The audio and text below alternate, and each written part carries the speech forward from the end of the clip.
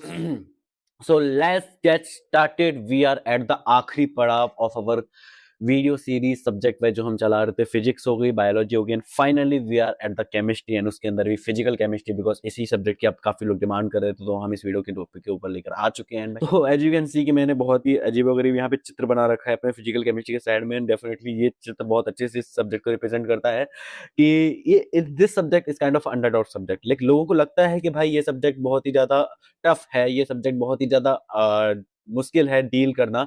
लेकिन एक्चुअली में अगर तुम्हें बताऊं ना कि भाई बायोलॉजी के बाद सेकंड नंबर पर मेरे से कोई पूछे कि सबसे ज्यादा आसान सब्जेक्ट बायोलॉजी के बाद कौन सी है, तो मैं डेफिनेटली बोलूंगा कि भाई physical chemistry the second most easy subject of all the subjects that you prepare in the NEET exam. Trust me, it's very simple, and why I am saying this वो आगे आपको समझ में आ जाएगा। लाइक लिटरली आज तक physical chemistry में कोई नया क्वेश्चन कहीं बाहर से नहीं आया, सेम क्वेश्चंस बार बार पूछे जाते हैं, ठीक है। तो that's why I am saying कि भाई सबसे प्रेडिक्टेबल सब्जेक्ट है, तो अगर थोड़ा सा भी प्रैक्टिस कर लेता है कोई इंसान तो बहुत ही अच्छे स्कोर कर सकता है, स्पेशली इस सब्जेक्ट के अंदर, ठीक है। अब हम इसी के बारे में बात करने वाले हैं कि कैसे सब्जेक्ट को आप डील कर सकते हो, इसमें क्या करना है, कैसे करना है, एनसीईआरटी करनी है नहीं करनी, सोर्सेस क्या यूज करने हैं, सब्जेक्ट अप्रोच कैसे करना है, क्वेश्चंस करने तो कैसे करने हैं, है ना। तो ये सारी काफी सारी चीजें हम इसकी वीडियो के अंदर डिस्कस करने वाले हैं, ठीक है। एंड वीडियो में आगे बढ़ने से पहले मैं हमेशा बोलता हूँ कि भाई जो बंदा सीरियस है वो ही इस वीडियो को आगे तक देखे, एंड अगर नहीं हो तो please drop this video right here right now, because अगर नहीं करोगे तो बाद में जाकर पूरी वीडियो देखने के बाद मेरे को कमेंट सेक्शन में गालियां दोगे, and that I don't want, ठीक है। तो let's get started with the video that is physical chemistry and how to deal with this, ठीक है। तो अगर मैं अपनी बात करूं फिजिकल केमिस्ट्री के हिसाब से, तो मेरा जो सिलेबस था फिजिकल केमिस्ट्री का मेरी क्लासेस के अंदर फरवरी में स्टार्ट हुआ था जाकर के, बहुत ज्यादा एंड के अंदर। लाइक मेरे से काफी लोग सवाल पूछ रहे थे कमेंट सेक्शन में, भाई आपका सिलेबस कब कंप्लीट हुआ था। भाई मेरी फिजिकल केमिस्ट्री फरवरी में स्टार्ट हुई थी, ठीक है। मेरा सिलेबस जो कंप्लीट हुआ था ऑलमोस्ट अप्रैल के फर्स्ट वीक के अंदर, तो मेरे पास ज्यादा समय नहीं था रिवीजन का अलग से, है ना। काफी ज्यादा रश कर रहे थे सारी चीजें, तो मेरे को सारी चीजें एक साथ करनी पड़ रही थी, and I didn't have time to revision. तो मेरे को कुछ ऐसा तरीका निकालना पड़ा था जिससे कि मैं बाद में रिवीजन करने की मेरे को आवश्यकता ही ना पड़े फिजिकल केमिस्ट्री की, राइट। बिकॉज समय कम था मेरे पास, 2 महीने तो सिर्फ क्लास के अंदर सब्जेक्ट चल रही थी, तो अगर मैं सब्जेक्ट क्लास के अंदर नहीं फिनिश करता तो बाद में तो समय नहीं था ना, क्योंकि अप्रैल के अंदर तो सारे मेजर टेस्ट वेस्ट सारे सब्जेक्ट स्टार्ट हो जाती हैं, राइट। तो हम कैसे समय निकालते इसको अलग से रिवाइज करने का, ठीक है। तो एंजाइटी हो रही थी, स्ट्रेस हो रहा था, फियर हो रहा था, बहुत कंफ्यूजन थी, समझ ही नहीं आ रहा था क्या करना है क्या करना है क्या करना है। लेकिन एक बात मेरे माइंड में हमेशा फिक्स थी जब भी मैं किसी सब्जेक्ट को अप्रोच करता था, क्योंकि लाइक वो तुम्हें भी पता है, राइट, वो मैं क्या बोलने वाला हूँ। That is only single Mantra that I had in my mind, that is कि भाई जो भी सब्जेक्ट है आंखें बंद करो, बस उसके क्वेश्चंस उठाओ और करने लग जाओ। क्वेश्चंस प्रैक्टिस मेरे को करनी थी, ठीक है। That the simple rule I had in every subject that I was dealing in my NEET preparation, ठीक है। अब हम इसी चीज को आगे लेकर चलेंगे कि आखिर इस सब्जेक्ट के अंदर कैसे क्वेश्चंस प्रैक्टिस करनी है, कैसे डील करनी है, कैसे उससे चीज करना है, ठीक है। तो फिजिकल केमिस्ट्री ना बहुत आसान सब्जेक्ट है, ठीक है। इसके अंदर सोर्सेज भी आपको कोई हाई फाई नहीं यूज करने होते, सिर्फ सिंपल सोर्सेज जो आपके कोचिंग के मॉड्यूल्स हैं, जो आपकी कोचिंग के डीपीपीज हैं, जो आपके पीवाईक्यूज हैं, एनसीईआरटी एग्जाम्पलर है, एनसीईआरटी के एग्जाम्पल, एनसीईआरटी किताब में जो एग्जाम्पल्स दे रखे हैं, इनके अलावा कहीं और आपको सोर्सेज के लिए नहीं जाना होता, ठीक है। स्पेसिफिकली अगर बात करूं तो आपकी कोचिंग के module DPP and PYQs are more than enough to build the concepts and complete clarity of the topic of the physical chemistry. It's more than enough.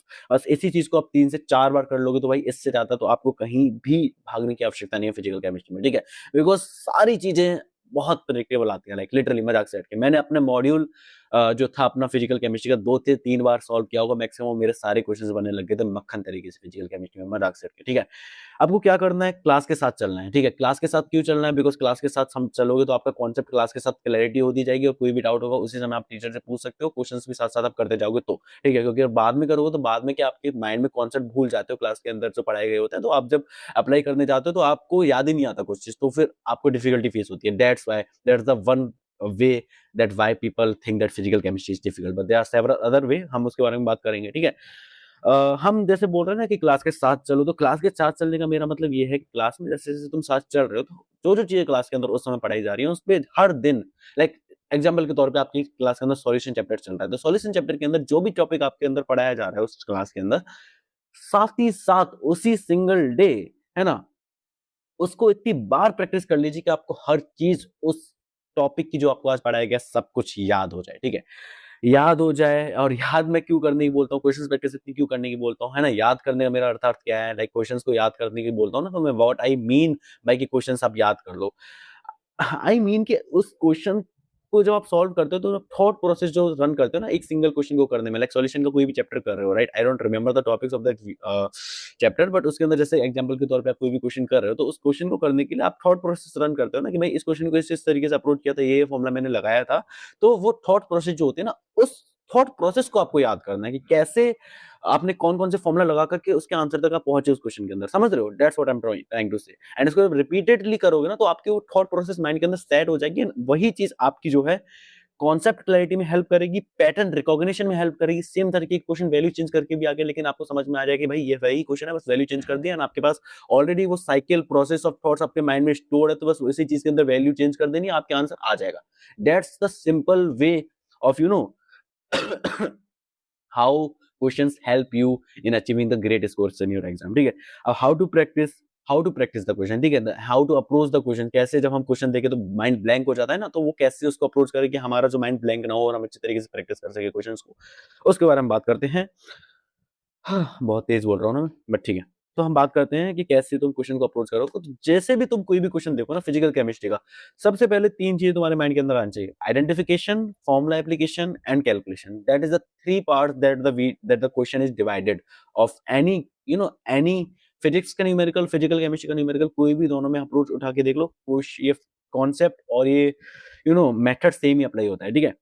कि पहले आपको क्वेश्चन को आइडेंटिफाई करना जरूरी है कि भाई क्वेश्चन आया कौन सी यूनिट से, because that's the first rule, ठीक है? तो आपको यही नहीं समझ में आएगा कि आखिर पूछा क्या है क्वेश्चन के अंदर, तो फिर आप फॉर्मूला कौन सा अप्लाई करोगे, राइट? एंड उसका सिंपल तरीका पता है क्या होता है? लाइक फिजिकल केमिस्ट्री के अंदर पता है क्या होता है कि जो आइडेंटिफिकेशन होता है बहुत आसान होता है। क्यों? बिकॉज क्वेश्चन आपसे चीख चीख के बोल रहा होता है कि भैया मैं हूँ, मेरे को ढूंढो। तो भाई पता नहीं क्यों इतना ज्यादा लोग समय निकालते हैं क्वेश्चन पूरा पढ़ने में, है ना? पढ़ना आसान है, बट लेट मी से कि अगर आपको चीज़ें समझ नहीं आ रही होती है ना, कभी-कभी क्वेश्चन के अंदर आइडेंटिफिकेशन में प्रॉब्लम होती है, तो बस उस क्वेश्चन की लास्ट लाइन देखो। लास्ट लाइन देखोगे तो आपको समझ में आ जाएगा कि अच्छा इस क्वेश्चन के अंदर पूछा क्या है। बिकॉज़ लास्ट लाइन के अंदर पूरी थ्योरी के बाद सीधा सिंपल लिखा रहता है कि फाइंड दिस ऑफ दिस फलाना-ढिमकाना क्वेश्चन, ठीक है? तो उसके अंदर आपको बस साफ ऑब्जर्वेशन होनी चाहिए और क्वेश्चन को ध्यान से पढ़ना चाहिए। क्वेश्चन को ऑब्जर्व करो कि क्वेश्चन के अंदर पूछा क्या है। वो चीज़ प्रैक्टिस से आती है। ऐसा नहीं कि आप एक बार क्वेश्चन पढ़ लिया, आपको समझ में आ जाएगा, नहीं। आप जब बार-बार सेम तरीके के क्वेश्चन को 3 बार, 4 बार, 5 बार देखोगे तो आपको समझ में आएगा, अच्छा भाई ये क्वेश्चन इस तरीके से आता है और मैं जब भी क्वेश्चन को बार-बार देखूँगा तो मैं भूलूँगा नहीं और साथ ही साथ आपका वो कॉन्सेप्ट क्लिक कर जाएगा। आइडेंटिफाई करने में आपको ज़्यादा आसानी होगी, जल्दी आइडेंटिफाई कर सकते हो, ठीक है? एंड जब आपका आइडेंटिफिकेशन वाला पार्ट कंप्लीट हो जाए तो बाकी सारा काम बहुत आसान हो जाता है। दैट इज़ कि भाई जैसे आइडेंटिफिकेशन हुआ तो फॉर्मूला आपको पता है कौन सा लगाना है उसके अंदर, बिकॉज़ आपको पता है क्या पूछ रहा है, तो उसका फॉर्मूला तो आपको याद हो गई। फॉर्मूला अगर याद ना भी हो तो वो आराम से क्वेश्चंस प्रैक्टिस करते-करते अपने आप याद हो जाता है। कोई ऐसा नहीं है फॉर्मूला शीट बनाओ तो पहले फॉर्मूला याद करो तब जाके उसको अप्लाई करो, नहीं। सारी चीज़ें जब आप क्वेश्चंस प्रैक्टिस करोगे, जब फॉर्मूला बार-बार एक ही चीज़ एक क्वेश्चन के अंदर लगाने की कोशिश करोगे तो अपने आप वो फॉर्मूला लगाते-लगाते याद हो जाएगा। तो उसको ऐसा प्रेशर नहीं बनाना कि फॉर्मूला याद करो तब जाके चीज़ें बनेंगी, ठीक है?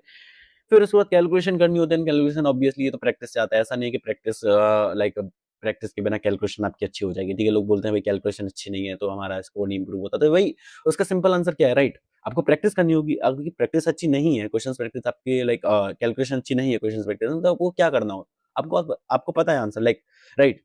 अगर आपकी कैलकुलेशन अच्छी नहीं है किसी भी क्वेश्चन की, तो आपको क्या करना है? सिंपल प्रैक्टिस करनी है। You have to calculate more so that you can able to remember the tricks and tips, like how you can calculate easily and fast. ऐसा होता है ना, जब प्रैक्टिस करते हैं तो आपको काफी सारी ट्रिक्स अपने आप समझ में आ जाते हैं कि भाई ये होगा तो इसका आंसर ये है, तो डायरेक्ट आगे बढ़ता है, पूरा कैलकुलेट करने की कोशिश नहीं पड़ती, और ये सब प्रैक्टिस से आता है। It's all come by practice, ठीक है? जब आप अपना मॉड्यूल एक मॉड्यूल 3 से 4 से 5 बार सॉल्व करोगे और थॉट प्रोसेस बार बार रन करोगे, तो आपकी वो सारी की सारी चीजें बिल्कुल सबकॉन्शियस माइंड में अपने आप रन करने लग जाएंगी, and it all become like मक्खन, मजाक से हटके, ठीक है?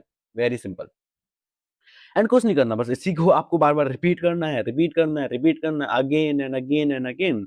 एंड ये चीज़ जब आप रिपीट करोगे again and again and again, आपकी एक्यूरेसी बढ़ेगी, आपकी स्पीड बढ़ेगी, आपकी कॉन्फिडेंस इंक्रीज़ होगा, और सबसे ज़्यादा ज़रूरी है कि आपको सारी चीज़ें याद हो जाएँगी। आई ऑलवेज़ से कि भाई तुम्हें चीज़ें देखो, समझ में हर किसी को आती है। समझ में 550 से 500 नंबर स्कोर करने को वाला जो बच्चा है उसको भी समझ में आती है सारी चीज़ें, 650 नंबर स्कोर करने वाला है उसको भी सारी चीज़ें समझ में आती हैं। बट डिफरेंस क्या रह जाता है? उसका क्यों 550, उसके क्यों 650? इट्स जस्ट अ डिफरेंस कि 650 वाले बच्चे को ज़्यादा चीज़ याद है रेदर देन 550 वाला। दैट्स व्हाई आई से कि भाई समझो लेकिन समझ के याद कर लो, that's the more important thing. And याद तुम्हें चीज़ तब होएँगी जब तुम प्रैक्टिस करोगे चीज़ों को। दैट्स व्हाई आई से कि एट द एंड सारी चीज़ें आपको याद ही करनी होती है। याद करने का मेरा सिंपल कॉन्सेप्ट ये होता है कि क्वेश्चन आंसर नहीं रटना है। क्वेश्चन का किस तरीके से आपने अप्रोच किया, वो प्रोसेस, थॉट प्रोसेस क्या रन करी, वो थॉट प्रोसेस आपको रटनी होती है, ठीक है? कि अच्छा आपने फिर आपने केमिस्ट्री में सॉल्यूशन का ऑस्मोटिक मोलैरिटी ढूँढनी है फलाना-ढिमकाना तो आपने ऐसे-ऐसे ये क्वेश्चन में ये पैटर्न आपने देखा, इसके बाद आपने ये सोचा, इसके बाद आपने ये सोचा, इसके बाद आपने ये फॉर्मूला लगाया, इसके बाद ये सॉल्यूशन किया, फिर इसके बाद ये आंसर आया। तो वो जो साइकिल है, वो साइकिल आपको याद करनी होती है। That's what I mean to learn the question, to remember all the questions, all the facts that you practising, ठीक है? सिंपल। बस यही करना है आपको। That's the only basic thing that you have to do in like your entire physical chemistry to ace in the subject, ठीक है? बाकी रही बात एनसीईआरटी की, आपको एनसीईआरटी करने की आवश्यकता है, तो भाई देखो एनसीईआरटी रीड करने की तो फिजिकल केमिस्ट्री की ज़्यादा आवश्यकता नहीं है, लेकिन obviously I will definitely suggest कि उसके सारे एग्जांपल्स आपको याद होने चाहिए, सारे क्वेश्चंस आपके एग्जाम्पल के याद होने चाहिए, क्योंकि कई बार एग्जाम के अंदर सीधा-सीधा पूरा-पूरा एग्जाम्पल उठ के आ जाता है, जो आपको आंसर पता नहीं रहता, क्योंकि एग्जाम्पल्स के अंदर जितने भी एनसीईआरटी क्वेश्चन दिए गए हैं काफ़ी कॉम्प्लिकेटेड उसके आंसर्स हैं, तो आपको अगर वो याद रहेगा डायरेक्ट तो टिक लगा के आगे बढ़ोगे, नहीं तो सॉल्यूशन करने में आपको बहुत ज़्यादा टाइम लग जाएगा, ठीक है? और एनसीईआरटी एग्जाम्पल के क्वेश्चंस भी आपको सारे आने चाहिए एनसीईआरटी के, बिकॉज़ मैंने क्या बोला, फिजिकल केमिस्ट्री में क्वेश्चन बाहर से नहीं आती, जो एग्जिस्ट करते हैं वही उठा के बार-बार दे देते हैं, हर साल वही सेम होता है। आप फिजिकल सारे पीवाईक्यू उठा के देख लो, आपको समझ में आ जाएगा मैं क्या बात कर रहा हूँ, ठीक है? जाते-जाते हम बोलना चाहेंगे practice is the key, practice आपको करनी है, प्रैक्टिस नहीं करो तो कुछ नहीं होने वाला, प्रैक्टिस इज़ द की, ठीक है? पहली बार में नहीं बनेंगे, आई नो, आई ऑलवेज़ से दिस थिंग कि भाई तुम पहली बार में रोने लग जाते हो, पहली बार में क्वेश्चन बनाने बैठे नहीं बने, मोटिवेशन छोड़ देते हो कि भाई हो ही नहीं रहा, ठीक है? बट नहीं बनेंगे, ट्रस्ट मी, मेरे भी नहीं बनते थे, तो आपके भी नहीं बनने वाले, ठीक है? लेकिन उससे ना फाइट करना नहीं छोड़ना ना, do not let that your barrier, right? Fight करो, फाइट इट आउट, एंड तब जाके आप उस चीज़ में अच्छा कर सकते हो, बिकॉज़ आपको समय देना पड़ेगा। अपना 100% देकर तो देखो, जब आप अपना 100% दोगे तो आपको अपने आप स्कोर इंप्रूव होगा, अपने आप कॉन्फिडेंस इंप्रूव होगा। Just give the dam subject it's time that it demands, because मेरे टीचर्स हमेशा मेरे से बोलते थे कि विशाल, जिस सब्जेक्ट को आप जितना समय डिज़र्व करते हो, आप उतना समय उसको नहीं दोगे तो कभी भी आप उस सब्जेक्ट के अंदर अच्छा नहीं परफ़ॉर्म कर सकते हो। That's the simple thing, that's the simple fact, right? So you have to just give the subject time that it demands, ठीक है? एंड जाते-जाते ऑल द बेस्ट, सब्सक्राइब कर लेना चैनल को, एंड या अगर तुम्हें मेंटरशिप चाहिए मेरी, like one on one mentorship session अगर तुम चाहिए तो लिंक डिस्क्रिप्शन में है, उसको जाके देख लो। एंड फाइनली हम केमिस्ट्री से निपट चुके हैं। इनऑर्गेनिक, ऑर्गेनिक की कभी और वीडियो बना देंगे, लेकिन फिलहाल ये सबसे ज़्यादा डिमांडिंग वीडियो थी आपकी, तो हमने इसको लेकर आ गए, एंड या आई थिंक मैंने इसके अंदर कुछ मिस नहीं किया। जब तक जाते-जाते see you in the next video, till then bye bye, take care, and मेहनत करते रहो, हो जाएगा, ठीक है? परेशान नहीं होने का, रिलैक्स करते रहो, ठीक है? चिल करो, एन्जॉय करो the journey, that's the most important part, ठीक है? Bye bye.